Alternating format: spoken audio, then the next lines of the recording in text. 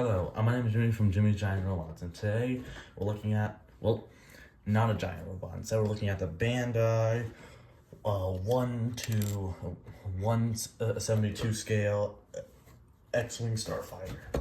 Here's the box. Hold on. There's the box, and this X-Wing build goes for around $38 at your retailers. I apologize. And overall, I'd say the build is very nice and fun to do. The build has a lot of stickers on it, as you can tell. Pretty much all the color separation on here, barring this red part here and these two red parts here, are just all the same exact gray color. And here's you get some stickers, a sticker sheet of all of it, and you get a water slide sheet of all of it. This just goes to show how many different decals are on here. And moving on to accessories, we start out here with a second version of the cockpit cover. You have one that's all like clear glass, a clear plastic. It's just all clear. It's much easier to put the a sticker on it, but also it's two parts. You have this back piece here and the front part, and then you have the white piece, which doesn't have any clear parts on it. It's just one solid white piece, and I didn't do a very good job with any of the stickers on it. But this is just one piece. See how there's no seam line. Next up we have the base, the stand, and then this is like a little gap filler for if you don't want to have the stand there. So the stand just plugs into the bottom of the X-Wing. I'm gonna remove the stuff later. You just plug this port into there. I think this works with all of your other models that have that. I think a 3mm port on there. This is well, it does go in there. Hold on. There we go. I apologize. Anyways, yeah, it can go on there. It can go on there pretty well. And you can put it into different poses. Like you have off to the side. You have this can move up and down 3 notches, as you can see here. And then this can move side to side like 3 notches. But I clipped mine down. You can't do this with your own.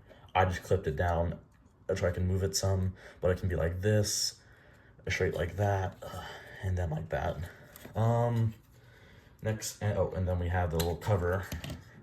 This piece here. Now this you just put it in there in case, for instance, you wanted to have this, but without the stand part, it's a little ugly. You would just push that into there and it cover it up. That looks like it'll be really hard to remove later on.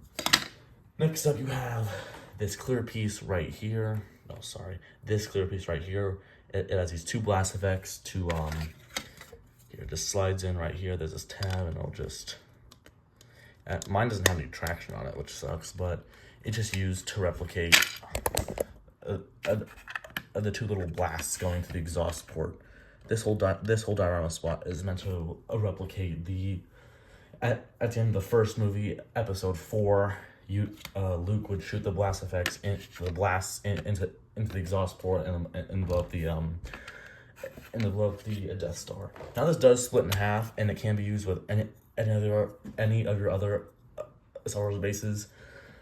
More reviews of that are coming soon. Like for instance, I don't know, the AT-AT or AT-ST. Next up we have a whole bunch of other things here, like these parts. You have another droid here. This is R2. This is some other dude. It's not R2-D2. It's him, but red kind of. And then to remove that, oh yeah, this is not a sticker. We painted this ourselves. It would just be this normal part here. Painted it with the testors, flat gunmetal, bronze-ish. Well, not bronze, but a flat gunmetal. But you would pull this part off here, just come out. Then you would slide this out. Oh, it's very tight. We spray painted the whole thing. Now you can put, and then you do have, yes, this small little R2-D2 piece, sorry, not R2-D2, some red dude with a sticker up top. There are other stickers, but they're very small and they don't turn out very well because it's on like a domed surface. And you can put it in by taking this part off and sliding it out, but I don't want to because we just glued it in. Well, no, we didn't glue it in. We used a spray paint, and so it's very tight in there. Next up, and then there's a landing gear. You would take these parts off here. Well, actually, you first take off these side bits here, like so, and then you would put this piece on here. This piece on here, and then you line up these two corners on here. That sticker can be replaced with a solid one right there. One doesn't split in half, but I only use this one to showcase the a landing gear. Next, we can take these parts off. These parts don't have their own sticker. They're just 4 really small shell pieces. Then these we'll just go over here. You'll have the L parts facing down. Just put them on. These don't have issues with falling off. And finally, if you don't like this little spot there, you can use this very, very, very small little piece here. This is just used to plug into here. This part just used to, I don't care. Sorry, but it's too hard to put in. Oh, and of course, White X-Wing is complete without a windshield. You're gonna need one of those in space. So you know what? It's a good time to show off the detail in here. These are all stickers on things. Yeah, this piece just obviously goes on there. It isn't on too tight, but you don't need it to. Then this can fold out. Don't worry, it works a lot better. There, yeah. I don't think it's gonna break off as much. You just kind of do the same X-Wing thing you always do. There we go, like that. And there's some more nice detailing there with some good stickers there. And then one there. Oh yes, there's another nose cone piece. Here it is. This nose cone piece right here. It has its own. I don't think it has its own sticker. Well, we glued it on. It doesn't really change much other than the shape and then that little spot in the center. That's it for accessories. Oh, but there is a little human figure. That's the same scale. I have a whole bag of them. These are from Gundams too. And this is the Luke Skywalker figure. I assume it's not very good because it's just flat and there's no detail on it. But from the last review, I did forget to mention, where is he? The pilot that comes with the Unicorn Gundam. This guy might be Amuro Ray. I'm not sure, but he doesn't come with the little stand there. I cut off a part from the sprue and then glued it on, and it's just a little dude in 1/100 scale. Now, although this model doesn't feature any blast effects, which is a shame, it does have these two ones for the display that this one does not fit in very well at all. It's very annoying. I'll just slide it in there. And okay, whatever. That sucks anyways. I'd say the model's pretty good. I recommend you get it if you're okay with the a hefty price tag. It's a little much for a model this size, but it's pretty nice. If you like doing stickers, you'll love this because of all the different stickers on it. The build doesn't ever feel too repetitive, except when you're doing parts of the wings and parts of the engine, like these parts here, and it has lots of good sculpting here on this base part over here. Excuse me, let me take this off. It has lots of good detailing on here for the base.